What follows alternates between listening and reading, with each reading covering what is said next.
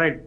ప్రస్తుతం అయితే నెల్లూరు జిల్లాలోని ఆత్మకూరు నియోజకవర్గం ఇది మర్రిపాడు మండలానికి సంబంధించి వెంకటాపురం గ్రామంలో జికా వైరస్ లక్షణాలతో 6 ఏళ్ల బాలుడు సుబ్బరాయుడు ఇతని పేరు గత వారం రోజులుగా ఇతను ఫ్లూ జ్వరంతో బాధపడుతున్నాడు. ఇతన్ని వాళ్ళ కుటుంబ సభ్యులు నెల్లూరులోని ఒక ప్రైవేట్ ఆసుపత్రికి తరలించారు. ప్రైవేట్ ఆసుపత్రిలో వైద్యం అందించిన వైద్యం సంబంధించిన వైద్య నిపుణులు అతని యొక్క వైద్యం యొక్క లక్షణాలు, ఆ ఫ్లూ యొక్క లక్షణాలు చూసి ఇది జికా వైరస్ గా కొంత అనుమానం వ్యక్తం చేశారు. అనుమానం వ్యక్తం చేసిన వెంటనే కూడా ఇతన్ని చెన్నై కూడా రెఫర్ చేశారు. ఇదే క్రమంలో వెంటనే కూడా ఆ పిల్లవాడి బ్లడ్ శాంపుల్స్ తీసుకుని ఇక్కడ పూణేలో ఏదైనా మేజర్ గా సంబంధించిన ఏదైనా ఫ్లూ కావచ్చు, అలాగే ఏదైనా వైరస్లకు సంబంధించి ఏదైనా మనం కనుక్కోవాలంటే మనకి భారతదేశంలో పేరెన్నికున్న పూణేలోని ఒక ల్యాబ్ కి టెస్టింగ్ కి పంపించారు. బ్లడ్ శాంపుల్స్ తీసుకుని పిల్లవాడి అనంతరం కూడా ఇటు జిల్లా అధికారులు కావచ్చు, అటు రాష్ట్ర అధికారులు కావచ్చు వెంటనే కూడా అప్రమత్తం అయ్యారు. ఎందుకంటే జికా వైరస్ అనేది పెద్ద ప్రమాదం కాకపోయినప్పటికీ కానీ దీని లక్షణాలు, దీని ప్రభావం చాలా అధికంగా ఉంటుందని చెప్పే ఉద్దేశంతో ఇప్పటికే ఇటు జిల్లా అధికారులందరూ కూడా వెంకటాపురంకి వెళ్ళడం జరిగింది. అలాగే అక్కడ శానిటేషన్ కూడా నిర్వహించారు. జికా వైరస్ కి ప్రధానంగా కారణం ఎయిడిస్ అనే ఒక దోమకాటు వల్ల వస్తుంది.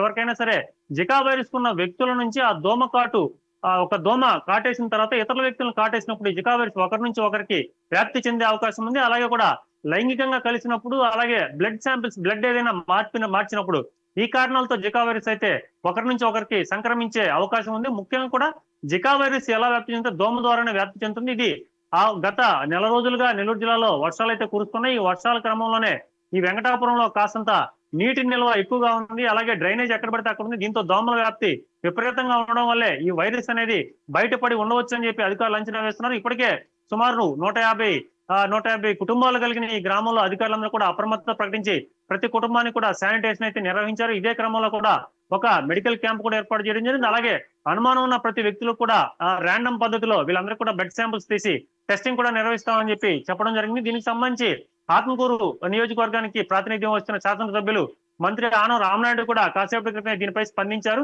ఎందుకంటే జికా వైరస్ అని ఇప్పటికీ పూర్తి నిర్ధారణ కాకపోయినప్పటికీ దీని లక్షణాలన్నీ అదే విధంగా ఉన్నాయి కాబట్టి ఈ కుర్రవాడికి బాగోగులతో పాటు పూర్తిగా గ్రామంలో ఆరోగ్యమైన క్యాంపులు కూడా ఏర్పాటు చేస్తాను. జికా వైరస్ యొక్క ప్రధాన లక్షణాలు చూసుకుంటే చర్మం మీద దద్దులు రావడం కావచ్చు, అలాగే ఇచ్చింగ్ దురద లాంటి రావడం కావచ్చు, అలాగే కళ్ళు ఎర్రగా మారడం కావచ్చు, అలాగే పొత్తి కడుపులో నొప్పి రావడం కావచ్చు, అలాగే మజిల్స్ నొప్పి. ఈ విధమైన కారణాలు ఉంటే ఇది జికా వైరస్ కి లక్షణాలని చెప్పవచ్చు అని చెప్పి ఇప్పటికే వైద్య నిపుణులు అయితే చెప్తున్న పరిస్థితి. మొత్తం మీద చూసుకుంటే ఇది జికా వైరస్ కాదనేది పూర్తిగా నిర్ధారణ కానప్పటికీ జికా వైరస్ లక్షణాలు ఉండడంతో 6 ఏళ్ల సుబ్బరాయుడనే బాబుకి ఇప్పటికే ఇతనికి వారం రోజులుగా ఫ్లూతో ఇబ్బంది పడుతున్నాడు. అలాగే ఈ జికా వైరస్ సంబంధించి సిమ్టమ్స్ కనిపించాయి కాబట్టి పూణే ల్యాబ్ కు పంపించారు.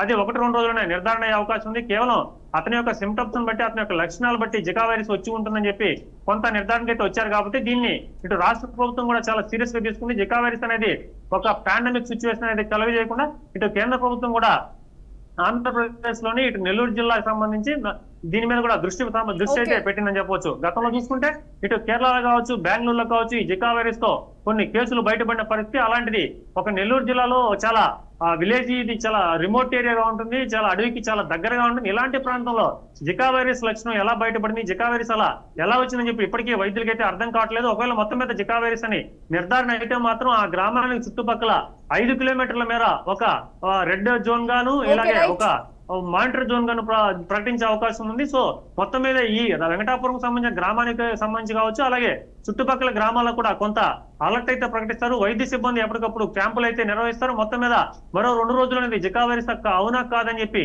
పూణే నుంచి పూర్తి స్థాయిలో ఆ టెస్టింగ్ ల్యాబ్ యొక్క పూర్తి రిజల్ట్ వచ్చిన తర్వాత మాత్రమే దీన్ని ప్రకటించే అవకాశం. మొత్తం మీద అయితే నెల్లూరు జిల్లాలోని వెంకటాపురంలో గ్రామంలో భయాందోళనకు గురవుతున్నారు. కానీ అధికారులు మాత్రం వీరెవరో కూడా భయాందోళనకు గురి కావద్దు, ప్రజలకి పూర్తి సహకారం ఉంటుంది ప్రభుత్వం నుంచి, ఎప్పటికప్పుడు శానిటేషన్ అయితే చేస్తాము. అలాగే ఎక్కడ కూడా వాటర్ స్టాగ్నేట్ కాకుండా అలాగే వాటర్ నిల్వ